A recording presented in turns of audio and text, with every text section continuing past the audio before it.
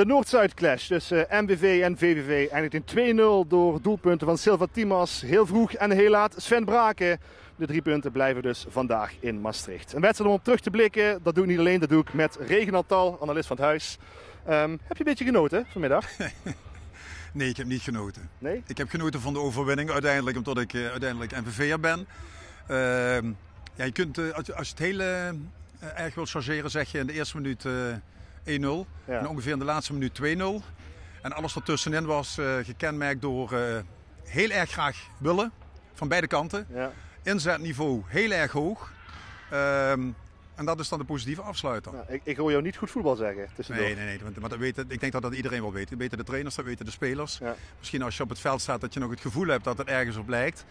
En ik wil ook niet te negatief zijn. Het kunstgras dat helpt al niet mee. Stroef. Ja, jij loopt er net overheen en je zegt van ja. Maar dat is voor mensen heel moeilijk te begrijpen.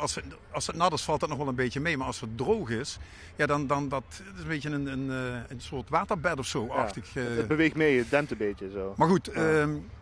Ontzettend veel balverlies, ontzettend veel overtredingen, ontzettend veel goede wil, nogmaals. MVV begint goed, wil wat hoger druk zetten. Gaandeweg de eerste helft zie je dat MVV steeds verder wordt teruggedrongen.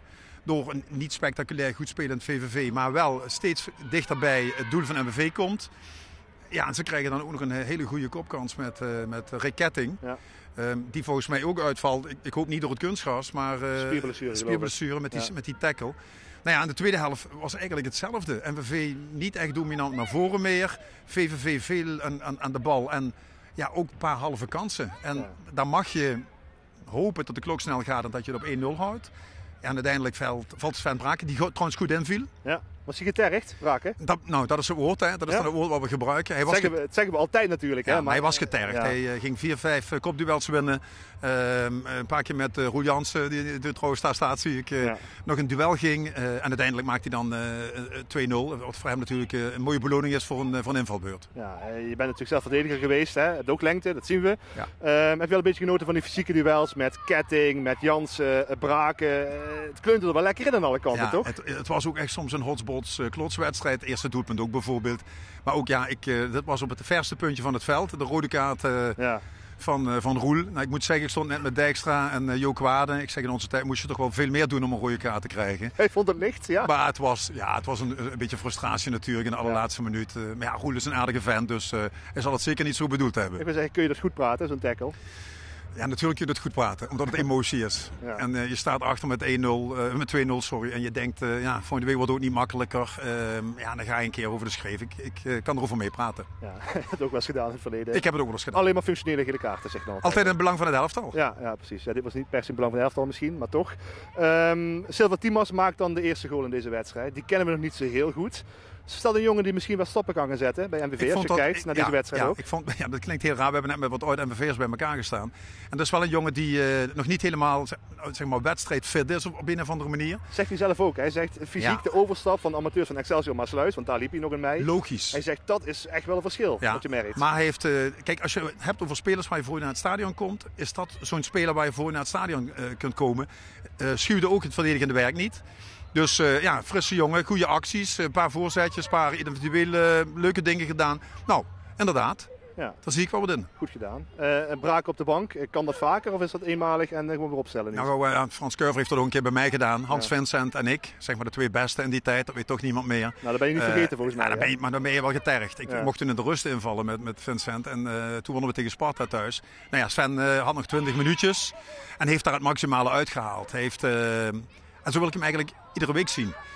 Tegelijkertijd is het niet Sven Braken die alleen maar door zijn eigen falen op de bank komt. Ik zeg nogmaals, voor 80% is het door de aanvoer en de manier waarop je als MVV wil spelen. Ja. En toch vond ik wel mooi, hij zegt zelf net in een interview, ik begrijp het wel dat ik op de bank terecht kwam. Want ik ben niet op mijn best te kunnen.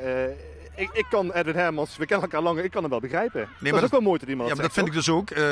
Dat siert hem ook. Maar luister, iedereen ziet hoe hij was, hoe hij nu is. Maar nogmaals, als jij als spits op een eiland staat, en dat staat hij regelmatig.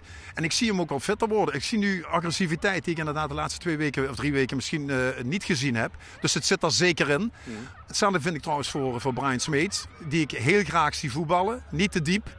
naar voren toe en niet te diep naar achter toe.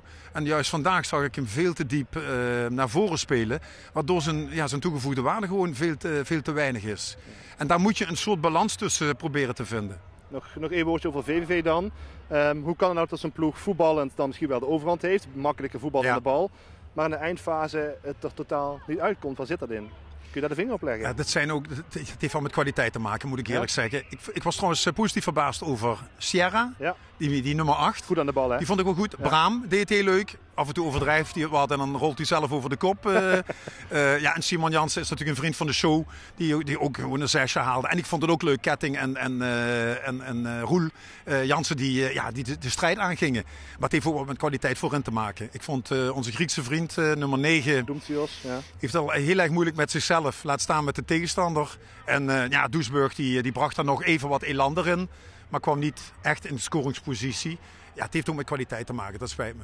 Zie je nou een van deze ploegen nog wel de stap zetten richting linkerrijtje? Misschien wel play-offs? We komen nu op de grens, 2-3 maanden onderweg. Het opportunisme. Ik heb natuurlijk snel op de stand gekeken. MVV staat 3 punten achter de nummer 8. Ja, dan doe je mee. Met een wedstrijd meer wel, hè? De rest komt voor de week in actie. Dan zeiden wij altijd, die moeten ze wel nog eerst winnen. Ja, precies. Ja. Dat is natuurlijk wel waar. Jij bent er morgen ook weer, hè? Morgenavond, tafelvoetbal. Mooie tafel. We hebben Ronnie van Geneugden en ook Mark van Hintem. Beleidsbepaald van allebei de ploegen. En Maurice Graaf, die is ook terug. Ja, gelukkig. Messen geslepen. Ja, wat duelletje weer, hè? Ja. En ik heb van Geneugden net gewaarschuwd dat hij zijn beste spel moet meebrengen. Ja, nou, die kan zich gaan voorbereiden. Dankjewel, Reginald. Graag gedaan. Ja, geef je alvast een hand. Tom Hurgen. Tom Hurgen inderdaad, want dan is tafelvoetbal er weer op L1 TV. 7 uur, maandagavond, met Ronnie van Geneugden, met Mark van Hintem, met Maurice Graaf en met Reginald Tal. Dus graag tot morgen.